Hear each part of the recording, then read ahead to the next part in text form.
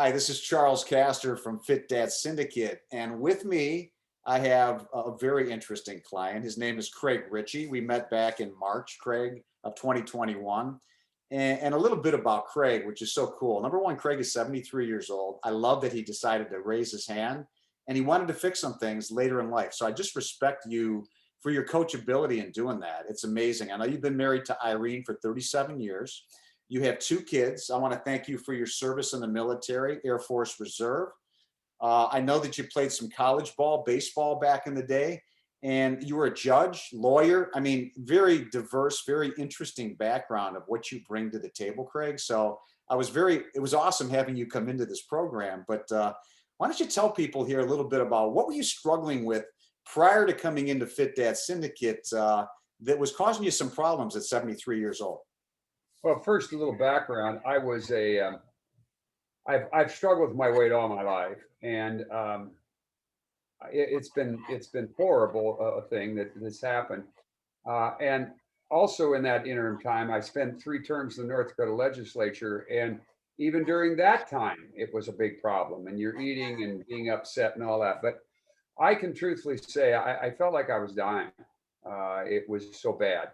And I thought, man, has my age finally caught up to me that I can't do anything? Because, like you said, I umpire, I work out a lot, and up to 5 to 7 days a week. I'm working out and I'm gaining weight. I got up to 230 pounds. I played college baseball at 190, and I remember at my senior year I was 196, and I thought, man, that's a little heavy, and now I'm feeling bad, and I literally I couldn't move, I couldn't do things. It was really bad, and then I hurt that muscle in my hip, and I thought, oh my gosh, I'm going to have a new hip, and now that's kind of coming around with chiropractic and this. But I mean, I'd say the real word I would use would be despair. And what I was doing is I literally was praying, God, and I just need some help here. I can't do this. And what do I do? And that this was the answer to that prayer. And how we came about it is strange. But uh yeah, I'd say despair would be the biggest thing. And oh, by the way, I have always fought my weight. I remember when law school was worse. You're nervous, you go back. Oh, I binge eat. I would go and I'd eat and eat and eat, and I didn't like the food. I finally got to the point, knowing it was so bad for me, I would eat and spit some of it out. I think there's probably some kind of disease they call that, but I mean, I wouldn't do it. Of course, you'd swallow some of it. It was just, it was a nightmare. Go outside and throw the food out, and I think anybody who did something like that, I'd say you need to do an inpatient treatment. I mean, it was that bad. And my mother had died at 89, but she had gotten so heavy she couldn't get out of bed. And I thought it was it. And you said something to me that really resonated. You said you were talking about, you said happy, happy, happy, happy, dead.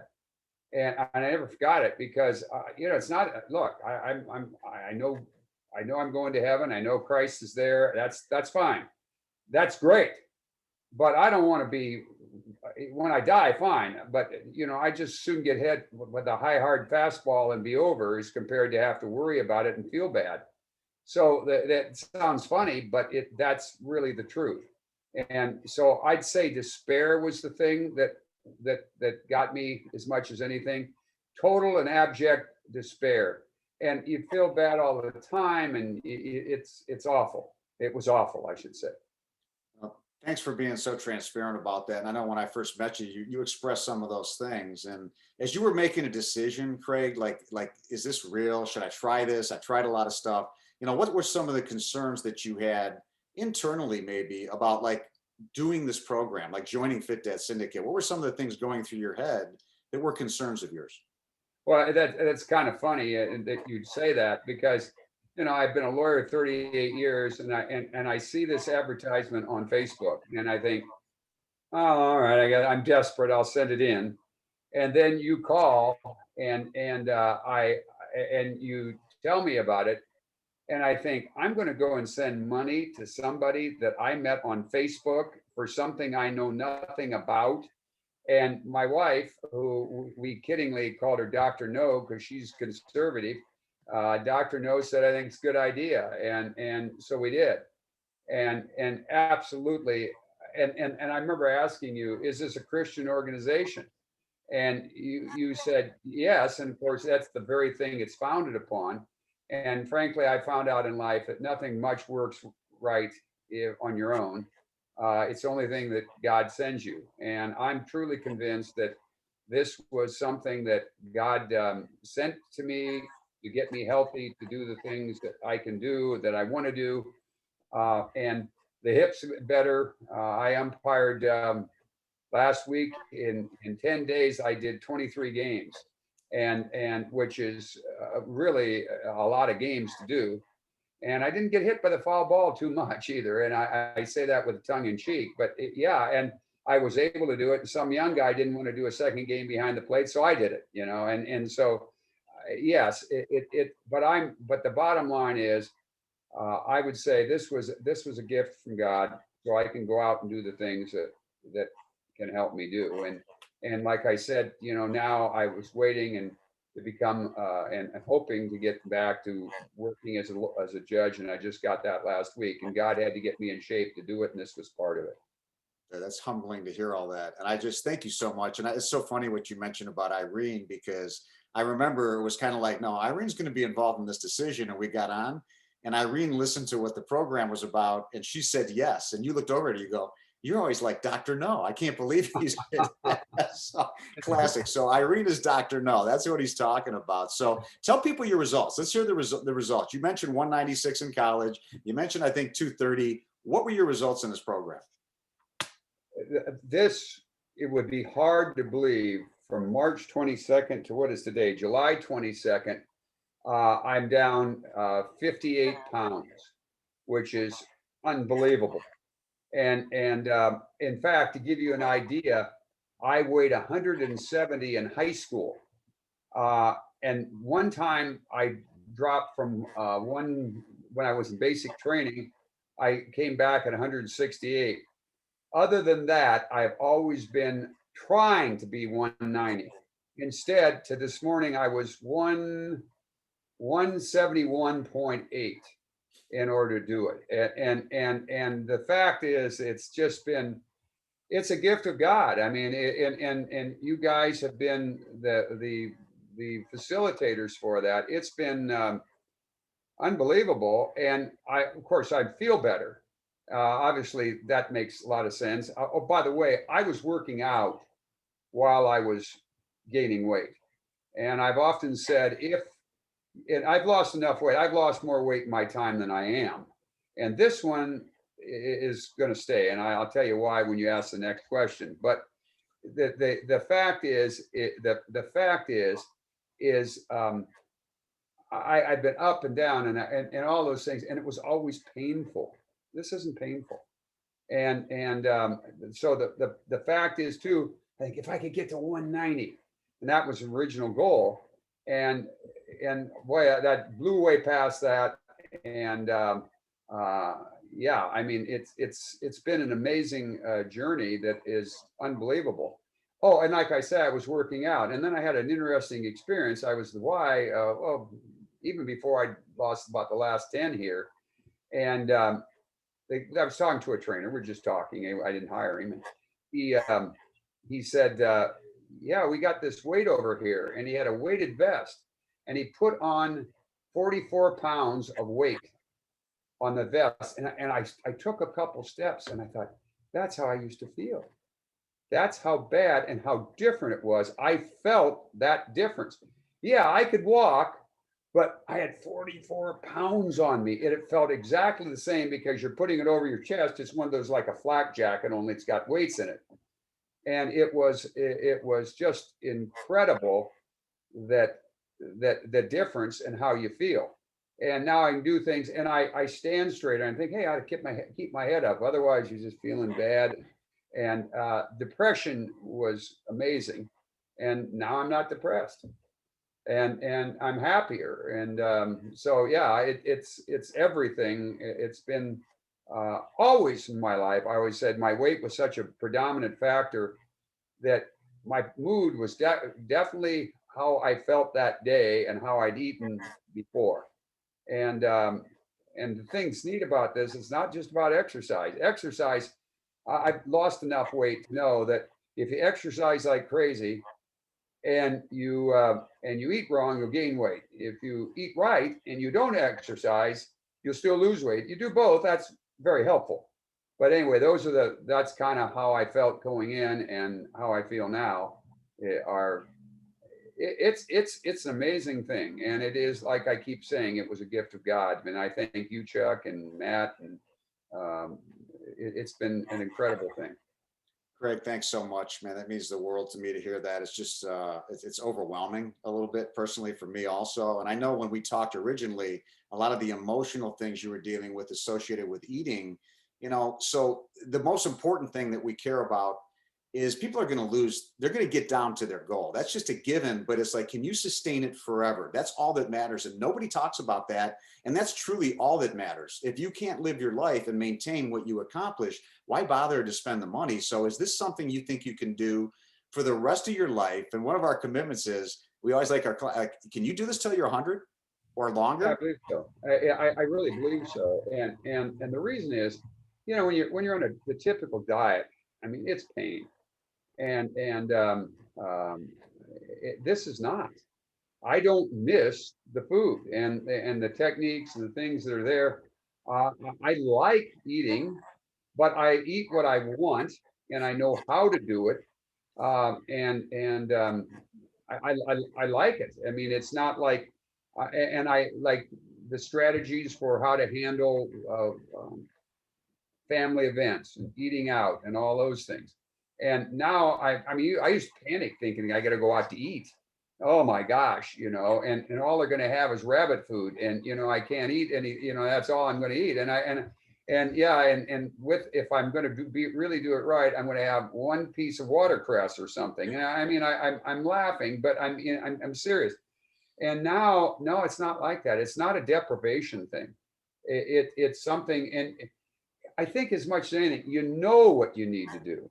Whereas before, it's like, okay, I've lost the weight. Well, now, okay, now how much do I eat, or how? No, and I know what I need to do because it's scientifically worked out that I'm not going to go and gain that. Do I have some apprehensions for that? Yeah, but everything you've told me so far has been spot on, and it has worked. And so, yeah, it's a lot easier. But I tell this story anecdotally, and it's kind of funny. There was a lawyer I know who, it was just a pain in the rear, and he lost a whole bunch of weight. And somebody said, "Gosh, he's a pain in the neck." Another lawyer, and I said, "He's probably hungry." And I know that sounds funny, but and by the way, he gained all the weight back and then some. And so he'd gone on some kind of strict diet, and it hadn't worked.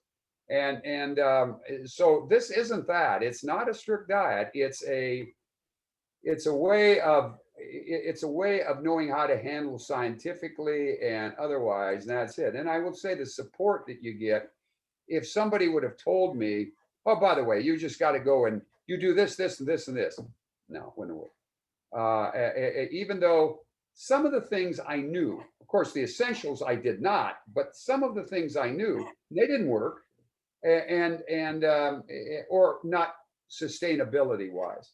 So now this works, and so yeah, the whole thing is, yeah, you said isn't cheap. Well, it's certainly not. It's not the cheapest, but on the other hand, it's not number one. It's not the most expensive, and number two, it works. What would you do to have your health back? And that's it. I mean, and to have your mood back, and to be able to say, "Hey, I can get up in the morning and I can smile because things are good," whereas, oh my gosh, I feel like crap. I don't want to. I don't want to do any of that. I can't, and literally praying that I get through the ball game. Whereas now, I still pray to get through the ball game, but it's not that I'm not afraid of it. And please, I don't want to get hit with a bat. I mean, but it's a different. it's a different thing totally. And I used to ride a bike a lot. I hurt my hip, I can't do it. And now I'm thinking, well, it's getting better. I think I can do that. And some of that, in fairness, is certainly the chiropractic help, but it wouldn't be as good if I had another 58 pounds. I can tell you that. And like Matt said, every time you take a step, it's 4 pounds per pound. Well, man, can you imagine what that is? I used to run not a lot, because I'm a catcher. You don't run, like that. But even when that pounding, I'd run a 5K. Well, you just can't continue the pounding if you're a blimp. And I often said, we had to move to Arizona rather than Florida, because I was afraid I was going to get harpooned. If I'd have been in Florida or in Hawaii, I'd been a whale. And it's funny, but that's how you feel. And it's like, sometimes it's hot. I took my shirt off around the house. I wouldn't have taken the shirt off before because I was afraid, and I just felt like crap, and I wouldn't stand straight. Now I'm thinking, hey, I can stand straight. I don't have something hanging all over me. So those are the reasons. So sustainability, I'm confident that'll work, and optimistic as compared to totally pessimistic prior to this. And the best reason of all is that Irene, what did Irene say to you? She said, you look yummy, right? You look yummy. She told me I looked yummy. And I said, if I can be yummy for my wife, then I'm good. She's the best wife a guy could ever have. And I know to her, she'd love me no matter what I weighed. But the truth is, I didn't love me the way I weighed. And even in saying that, she loved me, but I often said, well, maybe that's what she means when she says you're not the man you used to be, Craig. And I don't think, and obviously that's a joke. It's not very funny, but it's the best I can do. It's kind of like a dad joke, I suppose, right? That's why you're so fun to have in this community. I love you. And there's a lot of people watching this right now, Craig, that are like, they're debating like, okay, is this a real interview? What is this? Is Craig real? Is Craig, what would you say to somebody sitting on the fence right now, thinking about, should I do this? It's online, like you said, it's Facebook. I've tried a lot of stuff. None of it's worked. What would you say to that person? I'd say, I don't care what the money is. And it's not that it's that bad, but it's not the money is, you just got to do it. And if you value your health, you got to do it. If you value your mental health, you have to do it. If you your well-being, you've got to do it. If you value your family, you've got to do it. I want to go out and play catch, and I can do that now. Well, otherwise, man, the ball gets thrown over your head. You go get it, and I don't want that to happen. And as much as anything, you just got to do it. I don't want somebody to be thinking, roll over here, I want to talk to you. It's like, and you got to remember, I had a real binging problem. The only thing I've ever had one of is a pie or a cake, and that sounds funny, but I start eating and I can't stop. But now I'm not hungry and I know what the parameters are. So you go, oh, okay, I'm out of the parameters. I can't do that. And if I don't, and there's grace, there's a way of doing it. And well, I've blown it. I might as well eat the whole thing. And literally, if somebody gave me a bag of chips, I'd eat that bag. And I'm not kidding now. I'd eat a second bag because I ate the first bag. And in the same way with cookies. And I don't like sweets. I'm one of these guys just doesn't like sweets. And I'd eat it anyway if I was on a binge. And then feeling bad and then spitting some of it out, you go, what good's that? And now I can eat what I want and I don't have to be hungry. If you don't do it, it would be really a mistake. I think that'd be the best way of putting it. You didn't get to, for anybody who's signing up, you didn't get here by accident. I didn't get here by accident. God led you here. And if God led you here, then are you going to walk through the door and let him do it?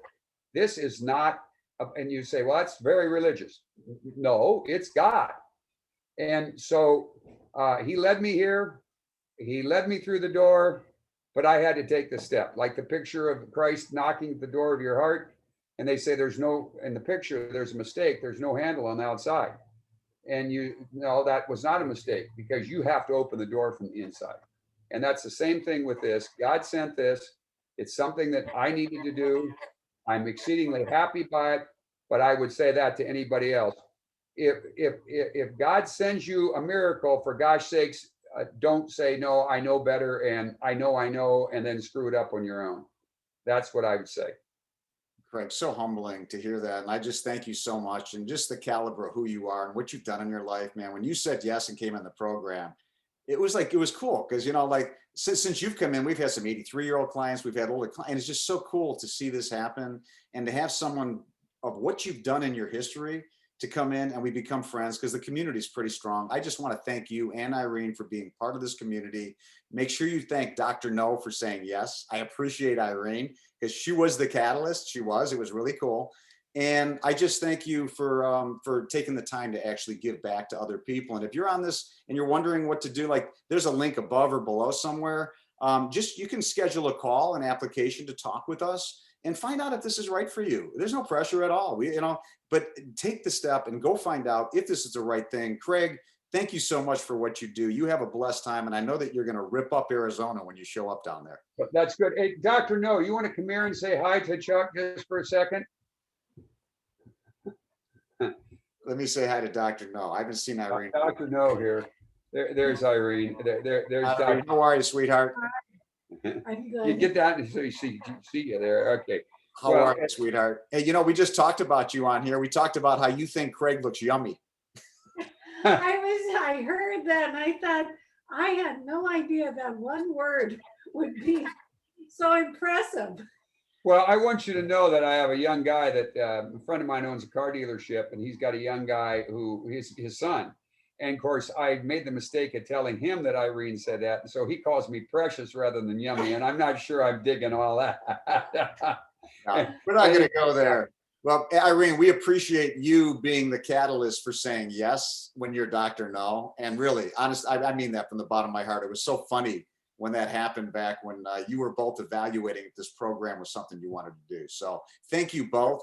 It's been such a pleasure. You can cut this part if you want, but there's that old story about the guy that the flood's rising. We've all heard it. The flood's rising, and the National Guard comes, and he says, "You give him a ride." No, and he won't take it. And then the next one's a boat. Next is a helicopter. He dies, and he says, "I'm kind of upset by that." And he said, "Well, why didn't you save me?" He says, "Oh, I sent the National Guard. I sent a boat, and I sent a helicopter, and you didn't take it."